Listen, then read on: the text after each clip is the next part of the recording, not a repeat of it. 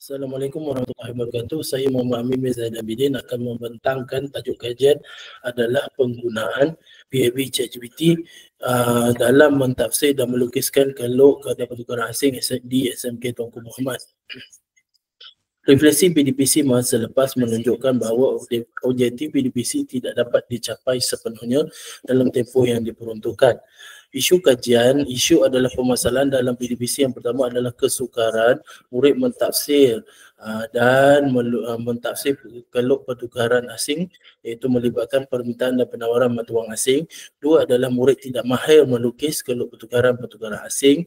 Dan yang ketiga adalah riak wajah keliru serta jawapan yang dihasilkan adalah tidak tepat dalam latihan yang diberikan. Fokus kajian menunjukkan bahawa adalah untuk melihat bagaimana menambah baik amalan PDPC pengkaji dalam subjek yang di subjek ekonomi, topik pertukaran asing menggunakan intervensi PAB ChatGPT. Objektif kajian daripada dua iaitu adalah meningkatkan kemahiran 16 orang murid dalam melukis dan menguraikan keluk pertukaran asing. Dua adalah menambah baik amalan pedagogi pengkaji secara holistik. Dan yang ketiga adalah persoalan kajian bagaimanakah intervensi kaedah PAB ChatGPT dalam mencapai kedua-dua objektif kajian secara holistik. Metodologi kajian menggunakan kajian kemis dan metode melibatkan tiga golongan utama. Kumpulan sasaran adalah melibatkan seramai 16 orang murid di bawah kendalian pengkaji. Adalah PAB ChatGPT adalah melibatkan P, pertukaran asing. A adalah analisis keluk pertukaran asing. B adalah berbantukan ChatGPT AI. Dan dasar deskriptif dikutip melalui perhatian serta temu bual serta melihat dan merekodkan respon riak wajah murid semasa dan selepas kajian dilaksanakan. Data yang kedua dikutip melalui data kuantitatif melibatkan markah dikutip dalam analisis dokumen melalui ujian diagnostik golongan 1, 2 dan 3 dan dipaparkan dalam bentuk peratus secara individu serta skor ujian min perbandingan di antara keluk serta ujian masa iaitu melibatkan satu soalan 15 minit per soalan.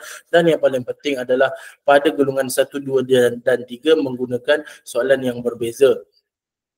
Langkah kajian melibatkan 4 langkah utama iaitu pengenalan, iaitu di mana pengkaji menerangkan kepada pelajar iaitu kaedah melukis dan menguraikan keluk keseimbangan pertukaran asing menggunakan kaedah konvensional dan juga bimbingan prom yang akan digunakan pada golongan yang kedua, ketiga dan keempat. Iaitu langkah yang kedua adalah pelaksanaan PAB ChatGPT bermula dan juga penambahbaikan pada golongan yang kedua iaitu menggunakan prompt tambahan dialog serta langkah yang keempat adalah penambahbaikan melalui prompt penghasilan komen menggunakan ChatGPT. Juga data dikutip melalui pada setiap langkah iaitu melibatkan langkah pertama, kedua dan ketiga menggunakan ujian diagnostik serta pemerhatian secara reflektif. Okey, hasil pada golongan 1 menunjukkan bahawa paparan pada ChatGPT adalah menggunakan penerangan yang complicated. Maka datangnya penambahbaikan pada golongan kedua iaitu melibatkan prompt dialog yang memudahkan membantu menerangkan konsep yang complicated kepada yang lebih mudah. Maka dan yang seterusnya penambahbaikan pada golongan ketiga menggunakan prompt comment iaitu menghasilkan infografik serta tambah baik dari segi dialog dan penerangan ChatGPT tersebut. Refleksi dan perbincangan kajian menunjukkan skor ujian minimum menunjukkan peningkatan di mana pada golongan pertama 37, golongan yang kedua 63 meningkat dan golongan ketiga sebanyak 78. Ini menunjukkan bahawa pada setiap golongan menunjukkan peningkatan serta objektif pertama berjaya dicapai. Dan seterusnya skor ujian masa menunjukkan kesemua murid di dalam kajian ini berjaya mencapai 15 minit per soalan pada golongan yang kedua. Dan yang ketiga juga analisis temu bual dan perhatian terhadap respon riak wajah murid serta bahasa tubuh yang yakin dalam kalangan murid semasa kajian dilaksanakan. Dan juga menunjukkan pada 4.1 dapatan dan perbincangan menunjukkan bahawa sebagai contohnya pada responden 5 secara individunya adalah berlaku peningkatan daripada setiap golongan pada 10%. 30% serta golongan yang ketiga 70%. Ini menunjukkan peningkatan daripada setiap golongan yang dilaksanakan oleh pengkaji. Keadaan ini juga berlaku pada responden 8, 9, 10 dan 11 dan seterusnya. Ini menunjukkan bahawa berdasarkan penerangan daripada dapatan kajian menunjukkan bahawa PAB ChatGPT berjaya menambah baik amalan pedagogi pengkaji. Juga dalam kajian ini juga mempunyai limitasi dan batasan kajian, iaitu satu adalah kesukaran murid membina prom yang tepat. Maka guru perlu membantu bagaimana dan menerangkan bagaimana pelajar menghasilkan prom yang tepat. Juga akibat prom yang tidak tepat yang digunakan oleh murid, maka jawapan yang dihasilkan juga adalah tidak tepat. Juga limitasi 10 mesej dalam 3 jam akibat menggunakan ChatGPT yang basic plan.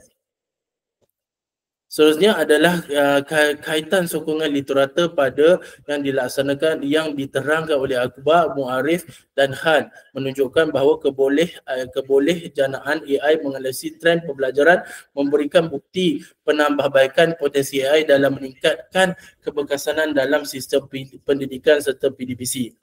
Juga ini menunjukkan rumusan dan cadangan adalah 51. Cadangan pengkaji ingin membangunkan sebuah chatbot yang berasaskan ChatGPT, juga mengaplikasikan kaedah PAB ChatGPT dalam gambar rajah yang lain, di mana pada gambar rajah AEY, JW serta ADAS serta rumusan menunjukkan tingkah laku murid menunjukkan peningkatan yang positif, lebih responsif, lebih aktif bertanya serta kesediaan murid untuk belajar secara kendiri dengan soalan yang lebih mencabar. Juga impaknya kepada guru adalah alat ini, PAB ChatGPT, bertindak sebagai alat sokongan menambah baik amalan pedagogi serta guru berperanan sebagai fasilitator dalam pemudahsyaraan dalam PDPC. Berikut adalah lampiran yang dihasilkan melalui prom yang ketiga, pelajar yang pertama, pelajar yang kedua, pelajar yang ketiga dan pelajar yang keempat, serta adalah penghasilan daripada soalan kajian pada golongan yang ketiga menunjukkan bahawa responden yang pertama, pelajar yang pertama mendapat 90%, pelajar yang kedua mendapat 80% dan juga pelajar yang ketiga mendapat 80% juga, dan keseluruhan 16 orang pelajar juga memperoleh markah di atas 70%. Ini menunjukkan keberkesanan kaedah PAB ChatGPT ini berjaya menghasilkan mencapai objektif kajian adalah untuk mendapatkan markah di atas 70% di bawah dan juga ujian masa di bawah 15 minit. Sekian, wabillahi taufiq wa hidayah. Wassalamualaikum warahmatullahi wabarakatuh dan terima kasih. Okey, saya tamatkan ni. Okay, saya hentikan rakaman.